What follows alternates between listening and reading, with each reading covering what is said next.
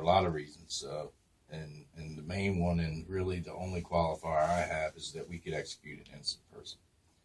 In 1984, I was wrongfully arrested and convicted of a crime that I didn't commit. It's a brutal murder of a 9-year-old little girl in Rosedale, Maryland. Savagely attacked, just god-awful crime. It was all based on witness identification from a man that they said was 6'5", curly blonde hair, bushy mustache, tan skin, and skinny. I have to tell you that I'm 6 foot tall. My hair in 1984 was as red as an apple in any orchard here in Delaware. It was just, I had sideburns down to here. And then the advent of new technology called DNA came out. We took the test. I was released in the summer of it'd be 20 years this summer, in June of 1993. And 10 years later, the same DNA testing was put in a CODIS database, caught the real killer, and put him away for life.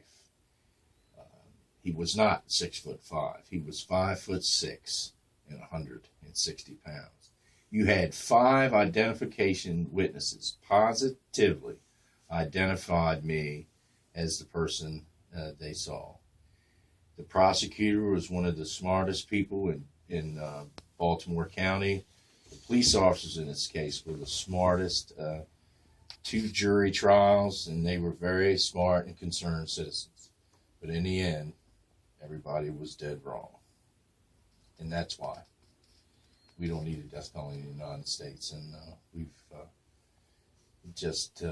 I can happily say we just abolished it in the state of Maryland.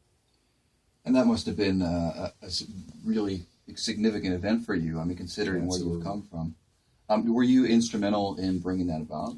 I would have to say yes. I mean, I've been working on abolishing the death penalty in the state for many years, since not long after I got out. I worked for the moratorium campaign and talked to folks, talked to legislators. I'm from in and around this area. I grew up in a small town called Cambridge, Maryland. I just don't want this to happen to anybody else. And it can happen as easily as we breathe. There's been 142, excluding myself, exonerated death row survivors in the United States. I work for an organization called Witness to Innocence, which is a organization that is comprised of and run by, and a third of its board are exonerated death row survivors. It's just too many in this country. And the fact that Delaware does not have one yet, they have a case pending, I believe. I'll just put it to you this way. I was an honorably discharged former Marine with no criminal record or criminal history. If it can happen to me, it'll happen again in Delaware too.